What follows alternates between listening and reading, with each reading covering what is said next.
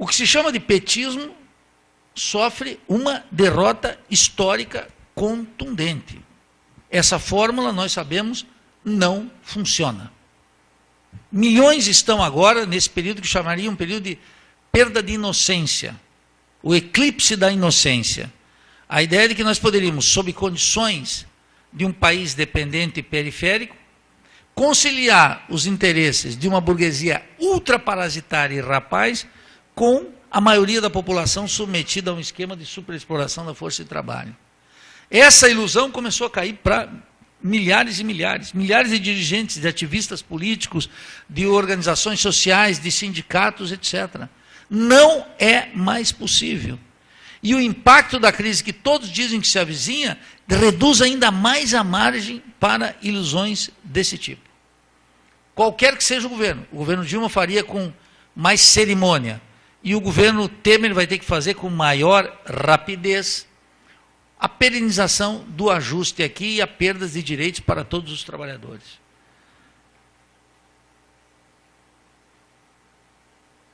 Nós vamos ter que aprender a desenvolver estratégias de defesa e de ofensiva diante da ação desse novo governo, rapidamente. O Valério dizia, eu recordo aqui uma frase, uma tirada do subcomandante Marcos, lá em 1994, quando explode a rebelião zapatista. Ele mencionava naturalmente o tempo de longa duração e mencionava também que em algumas circunstâncias históricas o aprendizado das massas é muito rápido. Nós estamos entrando no Brasil numa conjuntura em que esse aprendizado das massas na luta política pode ser mais rápido, dependendo em que medida ele enterre definitivamente, abandone viva o luto dessa orfandade petista que amplos setores estão sofrendo, que terão que abandonar rapidamente. Quanto mais rápido for esse abandono, maior será a capacidade de resistência, maior será a capacidade de propor uma alternativa que não pode ser visto, segunda questão, não pode ser visto a partir dessa redução da política à disputa eleitoral. Um centro de consciência ingênua de milhões de trabalhadores no Brasil foi a redução da política à disputa eleitoral. Julgar que o calendário eleitoral é que orienta a luta política. E ele já está aí de novo. Observem que a resolução do Partido dos Trabalhadores está incidindo exatamente sobre isso aí.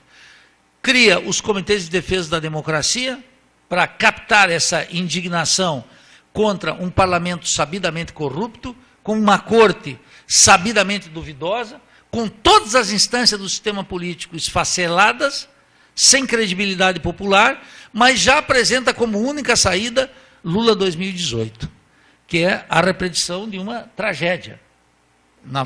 E aqui não seria tragédia, seria naturalmente uma farsa supor que nós vamos poder em 2018, que seria necessário, e que o lulismo seria o único horizonte político no Brasil, possível no Brasil. Então, essa questão precisa ser superada. Nós vamos ter que fazer uma redefinição do que é a política para milhões. A política para milhões não vai poder ser um comitê eleitoral, nem sequer para a defesa da democracia. A terceira questão é que nós temos que saber que colapsou o sistema político brasileiro. Tem um colapso do sistema político brasileiro.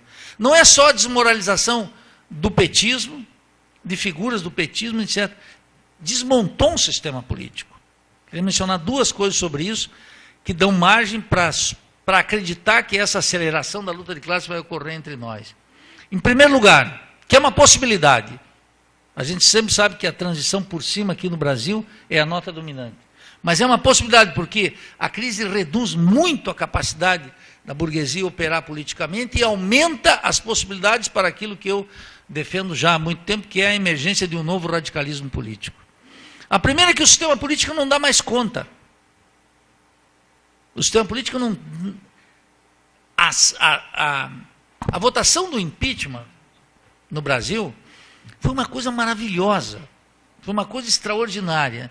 Nenhum de nós conseguiria expressar para o povo o que é o parlamento. E a televisão conseguiu. Deixou muito claro que a fé no parlamento não pode subsistir, ainda que possa ter lá 10, 15 deputados ou senadores que poderiam gozar, e de maneira merecida, do aplauso popular. Gente que se transforma, que se atua de maneira digna, que denuncia, que faz do parlamento uma tribuna, que não tem ilusões, que bate duro, etc. Para a grande maioria do povo, essa visão parlamentar de política sofreu um golpe devastador quando milhões observaram aquela cena. A tentativa de um parlamentarismo também ficou sob júdice, digamos, aos olhos de milhões. Eu estou chamando de uma consciência ingênua, não de uma consciência crítica. Porque a maioria vai observar que um regime parlamentar tem como útero precisamente aquele parlamento. E que se a presidente Dilma tem 10% de aprovação, o parlamento deve ter 4, 5, muito menos. Então, esse sistema político já estava em imensa dificuldade por uma razão estrutural anterior. O Partido dos Trabalhadores tocava com muita disciplina o programa e a estratégia econômica dos tucanos. É aquilo que o Gilberto Vasconcelos chamou, e eu adotei aqui, o sistema P-tucano. Esse sistema P-tucano ficou muito claro quando a presidente Dilma nomeou o Joaquim Levy para ministro da Fazenda. Os tucanos diziam muito claramente: o governo é um absurdo, o governo é corrupto, etc., mas o governo tem um núcleo racional. O núcleo racional é precisamente o banqueiro que virou ministro, que administrava exatamente como os tucanos queriam. Para milhões de pessoas, aquele bandaço que a presidente Dilma deu em defender um programa palidamente keynesiano até as eleições, e um mês depois aplicar um programa ultraliberal que tinha sido defendido pelo Aécio e dado com riqueza de detalhes pelo Armínio Fraga, funcionou, Valério, mais ou menos como Della Rua, que ganha as eleições, Domingo Cavallo tem 10% dos votos, se não estou equivocado, naquela eleição, e ele se transforma no ministro da Economia. A crise da Argentina em 2001 tinha esse componente. O Fernando Della Rua se elege presidente, Domingo Cavallo é candidato, tem 10% dos votos, ou 12% dos votos, e depois ele é colocado na condição de ministro. Aquilo para a população, e aplica um ajuste terrível. O mesmo que ocorreu aqui, sem as condições da Argentina, evidentemente, mas foi o mesmo movimento. Para milhões ficaram órfãos, dizendo: não temos, em termos eleitorais, uma alternativa de política econômica. Não existe no Brasil uma alternativa de partidos. O PT e o PSDB, que brigam no terreno moral, que brigam no sistema partidário, que são incompatíveis em absolutamente tudo, têm o mesmo programa econômico. A outra questão que me parece chave é que, nas jornadas de junho de 2013, a emergência de um movimento de massa relativamente espontâneo alterou a correlação de forças favorável ao governo, que poderia encabeçar aquele movimento, romper com o sacrossanto sistema, a tese tucana, né, do presidencialismo de coalizão, e a presidente Dilma reafirmou aquele programa. O sistema ali ensaiou uma reforma política e falou em uma mini constituinte e sistema de financiamento privado de campanha, de redução dos mandatos de senadores, um conjunto de coisas que literalmente paralisaram. Até o financiamento privado de campanha não foi decidido pelo Congresso, foi decidido pelo Supremo Tribunal Federal. De tal maneira que a capacidade do sistema, que todo sistema tem que ter, de renovar-se politicamente, também dá demonstrações de que está esgotado no Brasil. A questão é: poderá a burguesia brasileira, das entranhas de um governo Temer, ilegítimo e instável, fazer uma renovação política, quando o centro da decisão para tirar a presidente Dilma foi o Congresso e o sistema de partidos? Nós já podemos ver que não. Nós já podemos ver, por exemplo, que o ministério apresentado pelo Michel Temer vai ser um ministério que a população vai olhar em grande medida incrédula, observando que algumas figuras sagradas do sistema político ganharam vida longa. E vão observar que o programa econômico de Michel Temer vai ser um programa que não vai ser com a rapidez que os neoliberais ortodoxos querem, mas vai ser muito mais rápido que aquilo que a presidente Dilma estava implementando, e que vai naturalmente implicar em perdas econômicas, sacrifício, aumento do desemprego, arroxo salarial e etc., que é o que nós já estamos vivendo. De tal maneira que se abre um novo período de lutas, em que a classe trabalhadora, os movimentos populares, os sindicatos, etc., vão ter que redefinir drasticamente a praxis política. A revolução social, a revolução brasileira, não pode ser um ato de vontade. Quer dizer, nós nos reunimos, estamos convencidos e vamos trabalhar por ela e ela vai acontecer. A possibilidade ou a atualidade da Revolução Brasileira, ela se justifica a partir das contradições e dos antagonismos do desenvolvimento capitalista brasileiro. Observe como amplos setores sociais começam a se dar conta, lentamente, de maneira contraditória, como tu está dizendo, que aquilo que o capitalismo promete, ele não pode entregar. Cada vez mais lento. As pessoas vão se dando conta. Então, historicamente, como no Brasil é tudo muito lento em relação a outros países latino-americanos, que eu suponho o processo de transformação política é mais explosivo, o nosso é mais processual nisso. Eu tenho que me render aos fatos, é assim que acontece aqui no Brasil. Lentamente, as pessoas vão se dando conta que, numa geração, se colocou lá o Collor, saiu da ditadura e fomos para a democracia. E todo mundo diz, não resolveu o problema. Segundo, colocou o Collor, o antipolítico, colocou o Fernando Henrique Cardoso, um político profissional, sociólogo, ilustrado, supostamente, blá, blá, blá. Colocou o operário, colocou uma mulher, e não resolve. As pessoas não se dão conta, não é mais por aí. Lentamente. Isso vai sedimentando uma consciência. Eu digo, é o que eu chamo dessa transição da consciência ingênua para a consciência crítica. Muita gente dizia, para dar um exemplo, porque precisamos de uma mulher na presidência da República, agora a gente tem uma mulher. Isso não desautoriza o talento das mulheres, mas isso não muda nada. Como lá nos Estados Unidos, tem um negro na presidência dos Estados Unidos. Tá bom. E está fazendo o terceiro mandato do George Bush. Objetivamente. Precisávamos um operário. Tivemos um operário. Não, a gente precisava um cara culto, de universidade, de saber. Culto não, um professor universitário. Colocou o Fernando Henrique Cardoso. Então as pessoas, essas ilusões vão caindo. Para outras pessoas continuam, não adianta. Entendeu? Vão achar que não, que melhor. Mas, no geral, bem, aquele período de euforia do segundo mandato do Lula, no final do primeiro mandato, com o início do segundo, aquilo desapareceu. As pessoas se deram conta, nessa geração que estamos aqui, se deu conta, não vivemos aquele período. Não dá para voltar. Por que não dá para voltar? Porque aquilo estava baseado em algumas condições. Primeira, a elevação dos preços dos produtos agrícolas e minerais, lá em cima. Foi lá.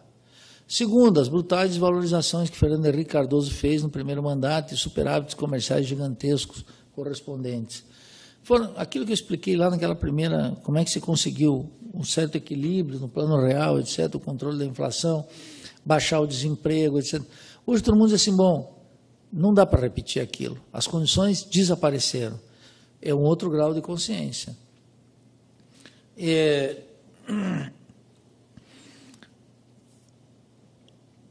Terceiro, entramos numa dinâmica de crise, depois de 2007, 2008, no mundo, o que não exclui superlucros, pode ter crise e superlucros, mas na periferia do sistema o impacto está sendo particularmente violento.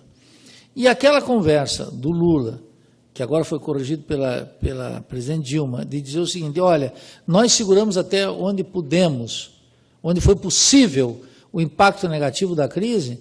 As pessoas estão dizendo, chega uma hora que não dá mais para segurar. Se defrontam com o quê? Com a condição de que somos um país dependente e periférico.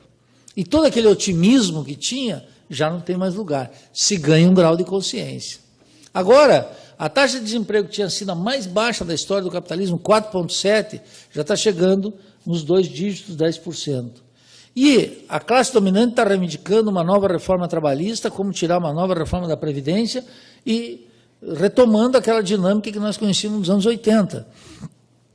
Quem estava nos anos 80 conhece, e amplos setores da classe trabalhadora, gente jovem, está começando a se tocar, numa geração. Tem muita gente que vai entrar na luta sindical, na luta operária, na luta camponesa, nessas condições. Vai começar a se dar conta agora. E os que estavam há mais tempo vão poder comparar e vão dizer, opa, mudou e mudou para pior. Agora, uma possibilidade revolucionária, efetivamente, ela vai precisar de não vou chamar um colapso, uma grande crise do sistema. Ela precisa que ocorra uma grande crise do sistema. Sem isso, essa zona de conforto que você mencionou aí, muita gente vai continuar alimentando as ilusões. Qual é o drama do Brasil? O drama do Brasil é que eu não sei qual foi o dado que eu ouvi hoje, de quantos homicídios no Brasil por dia, mas é uma cifra, não quero incorrer aqui em precisão, não vou, mas é elevadíssima. Então nós temos corre um sangue na sociedade brasileira, uma violência na sociedade brasileira, que é fruto dessa luta de classes, do fato de que o Estado viola sistematicamente os direitos humanos. O Estado é o principal violador dos direitos humanos. Tem uma garantia de impunidade para as classes dominantes que todo mundo fica olhando. E fica olhando isso na matança sistemática. São 80 mil no mundo suicídios atualmente. 80 mil? O quê? Suicídios. Ah, bom. Não, eu estou falando assim dos homicídios no Brasil. Os homicídios no Brasil. Os suicídios também, há uns encantos. Eu teria que ver as cifras disso, mas eu quero dizer assim, o que eu quero mencionar é assim, corre um sangue que tem a ver com a luta de classe no Brasil, com essa máquina de moer gente que é o Estado brasileiro, que garante uma impunidade que tu pode ver em relação às comunidades, às favelas, por exemplo, como a polícia de São Paulo, do Rio, de toda parte, mata impunemente, como a gente está observando. É um negócio verdadeiramente escandaloso, como tu vê, como o Estado não atua num crime ambiental dessa magnitude e o Estado não se mexe. Quando a presidente tinha que assumir as funções e chamar os... quer dizer, é um espanto. As pessoas vão se tocando aos poucos e vão estar, mais do que se ficar indignado, achar que é uma vergonha, elas vão lentamente perdendo a fé nas soluções de Estado. Lentamente. E elas vão olhando, aqui não dá, ali perdi direito, aqui o salário baixou, o Estado não pune lá, o Estado não garante um sistema carcerário decente, ele é terrível, os policiais, as corporações policiais estão contaminadas em larga medida pela violação sistemática dos direitos humanos, setores atravessados pela cumplicidade com o crime, com o narcotráfico, com bandidos, essa fronteira entre a lei e o crime não bem delimitado, todo mundo vai se dando conta lentamente disso, e no momento de crise do sistema, que a recessão se aprofunde, que o lucro do capital não esteja favorável na medida em que os capitalistas querem, e que nem todos podem ganhar com a dívida pública, tal como latifundiários, capitais industriais, comerciantes, investimento estrangeiro, etc., e isso começar a se desfazer e se aprofundar essa crise, se instaura uma crise em que é preciso duas questões fundamentais. É preciso, em primeiro lugar, trabalhadores, líderes de trabalhadores, organizações de trabalhadores, com um grau de consciência muito superior do que aquela que nós temos hoje. Nesse momento, a realidade vai exigir uma atuação de vanguarda. É nesse momento que nós temos que estar preparados, entendeu? Muita gente vai dizer, olha, não é assim. Tem momentos cruciais da vida brasileira, da crise na sociedade, uma crise econômica, política e social, que se não existe uma vanguarda preparada, eu quero dizer vanguarda, capacidade, experiência de luta, capacidade teórica dos sindicatos, de dirigentes políticos, etc., as crises vêm, moem gente, reconstituem o poder da classe dominante e não deixam nada para as classes subalternas. Daí que elas têm que se preparar. E nesse momento, daí que eu digo que esse trabalho de formação, de luta, de convencimento é fundamental.